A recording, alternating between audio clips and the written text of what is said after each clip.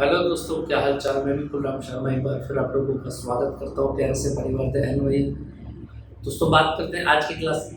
तो मैं एक बहुत बेहतरीन सा टॉपिक लेकर आया हूँ और चैप्टर नंबर 5 हम यहाँ पर स्टार्ट कर रहे हैं आज।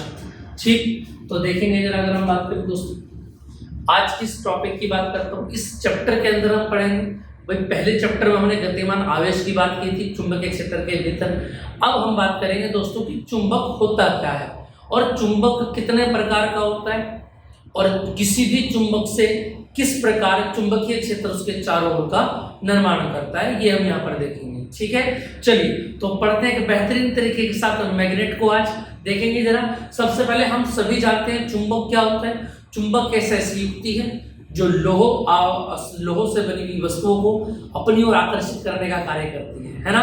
देखें जरा, जैसे कि स्क्रीन पर आपको दिखाई दे पा रहा होगा दोस्तों, इसमें थोड़ा सा लिखने का वक्त ज्यादा है। देखेंगे जरा, मैग्नेट की अगर मैं बात करूं तो वह वस्तु या द्रव्य जो लोहे की वस्तुओं को अपनी ओर आकर्षित कर लेती है, पृथ्वी पर किसी अन्य चुंबक की अनुपस्थिति में यह स्वतंत्रता पूर्वक लटकाने पर उत्तर दक्षिण दिशा में ठहर जाती है।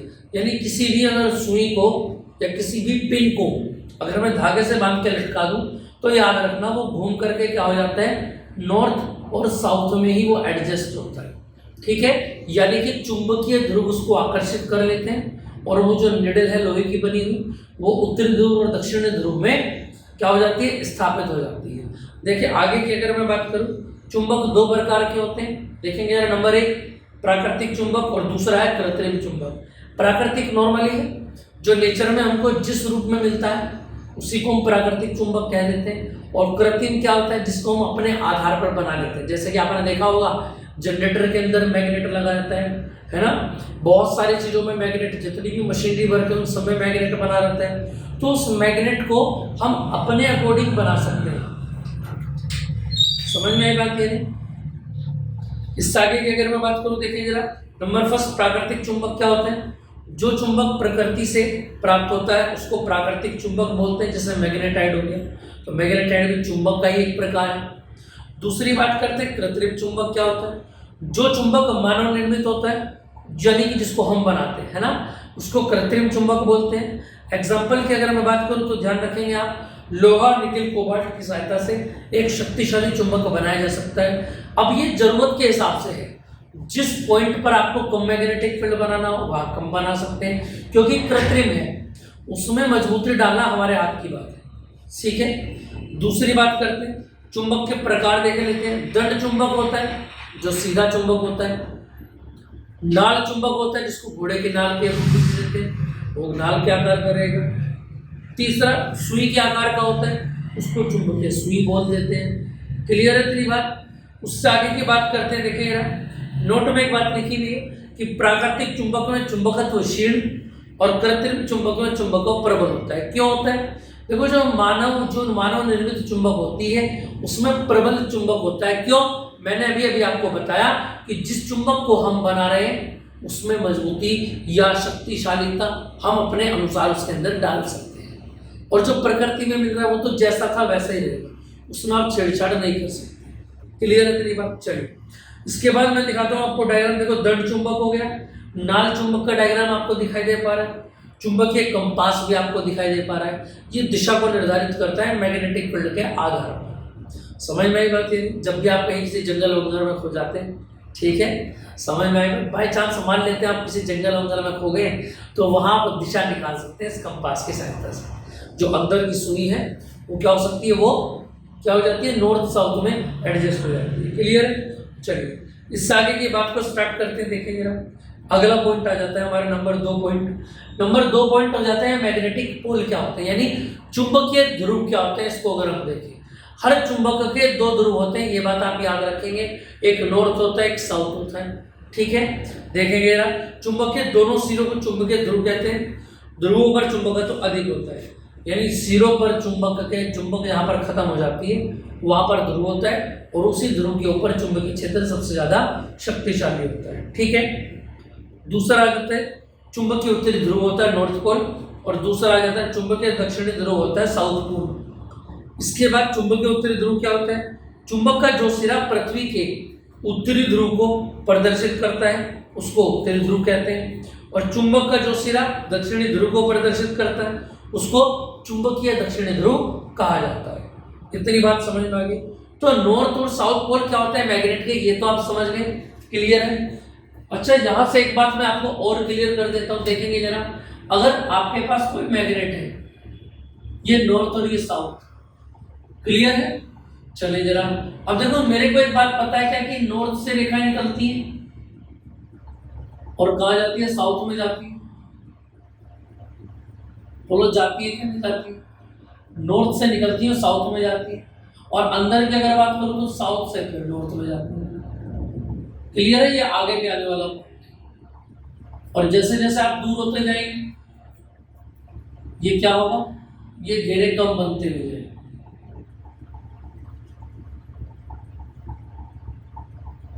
समझ में आई बात है। तो मैंने आपको बताया कि ध्रुवों पर मैग्नेटिक फील्ड सबसे ज्यादा होता है और यहां पर सबसे कम होता है चुंबक के बीच में। क्लियर है। चलो अब हम पढ़ लेते हैं कि चुंबक के गुण क्या क्या होते हैं, चुंबकीय बल रेखाओं के।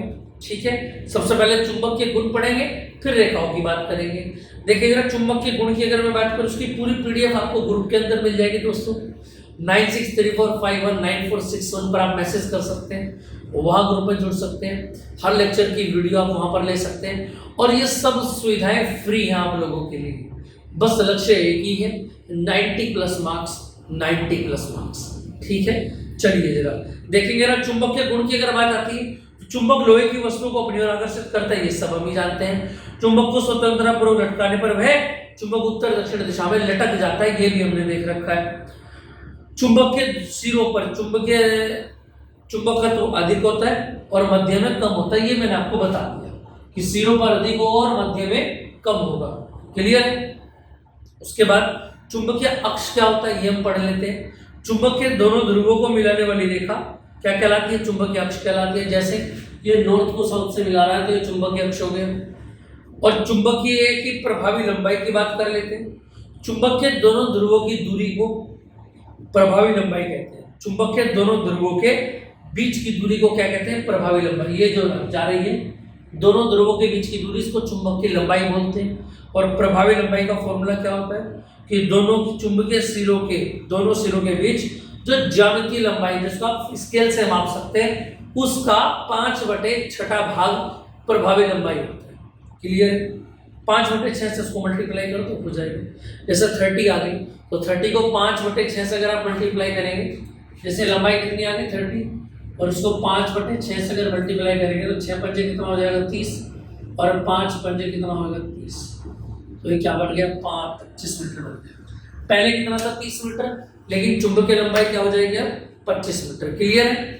चलिए जरा आगे की बात देखते हैं। चुंबकीय क्षेत्र क्या कहता है, चुंबक के चारों ओर का वह क्षेत्र जिसमें स्थित लोहे की वस्तुएं चुंबक की ओर आकर्षित होती हैं, चुंबकीय क्षेत्र कहलाता है। उसके बाद सजातीय ध्रुव जो होते हैं प्रतिकर्षण का काम करते हैं, और विजातीय ध्रुव जो होते हैं आकर्षण का काम। यानी अगर आपके ध्रुव विपरीत हैं, नॉर्थ साउथ या साउथ नॉर्थ, अगर विपरीत ध्रुव है तो विपरीत ध्रुव में याद रखना आकर्षण होगा, और अगर एक जैसे ध्रुव है जैसे नॉर्थ नॉर्थ साउथ साउथ तो क्या होगा उसमें प्रतिकर्षण होगा। ये पहले डायग्राम में दिखा रखा है, साउथ साउथ में प्रतिकर्षण, दूसरे में नॉर्थ नॉर्थ में प्रतिकर्षण, और तीसरे में साउथ नॉर्थ में आकर्षण हो जाएगा। क्लियर है इतनी बात। चलिए अब बात करते हैं चुंबकीय बल रेखाओं की कि चुंबकीय बल रेखाएं क्या होती है। देखिए मैग्नेटिक लाइंस ऑफ फोर्स, चुंबकीय बल रेखाएं वे काल्पनिक रेखाएं हैं जो चुंबकीय क्षेत्र को प्रदर्शित करती है, जैसा कि मैंने आपको बताया। अब आपको ये डायग्राम भी दिखाई दे रहा होगा कि नॉर्थ से सारी रेखाएं निकल रही हैं और कंप्लीट ध्रुव बनाती हुई कहाँ जा रही है, साउथ में जा रही है। तो चुंबक के बाहर की अगर हम बात करें तो नॉर्थ से रेखाएं निकलती हैं और साउथ में एंटर कर जाती हैं। क्लियर है। अब देखें जरा आगे की बात को स्टार्ट करते हैं। आई होप आपको बहुत अच्छी हमारी क्लास लग रही होगी। ठीक है। उसके बाद बार मैग्नेटिक फील्ड लाइंस मैंने आपको बता दिया, बार मैग्नेटिक फील्ड लाइन क्या होती है। उसके बाद मैंने अट्रैक्शन भी आपको बता दिया, और यानी आकर्षण, और रिपल्शन भी आपको बता दिया यानी कि प्रतिकर्षण। और लास्ट डायग्राम की अगर मैं बात करूं तो देखना जरा, नॉर्थ से सब रेखाएं निकल रही है और सारी रेखाएं कहां पर जा रही है, साउथ में जा रही है। और नॉर्थ पर भी इस तरीके का एक समूह बना दिया रेखाओं ने, और एस पर भी। ज्यादा रेखाएं कहां पर है, ध्रुवों पर, तो ध्रुवों पर ही मैग्नेटिक फील्ड लाइन पास होंगी, बाकी सब जगह दूर दूर होंगी। क्लियर है? इतनी बात समझ में आ गई? तो देखा आपको डायग्राम समझ में आ गया होगा। चलिए तो दोस्तों, इतनी क्लासेस आपको समझ में आ गई होगी और हमारी आज ये बहुत अच्छी क्लास थी। 73 क्लास हमारी हो गई है। आपका बहुत बहुत धन्यवाद, इतना प्यार हम सभी को, मेरी पूरी टीम को देने के लिए। ऐसे ही अपना प्यार बरसाते रहिए और अपने लक्ष्य यानी 90+ इन फिजिक्स की ओर बढ़ते रहिए। हमारा पूरा परिवार आप ही लोगों के साथ है, आप ही लोगों को समर्पित है। ठीक है दोस्तों, चलिए मिलते हैं नेक्स्ट क्लास में नए टॉपिक के साथ। जय हिंद दोस्तों।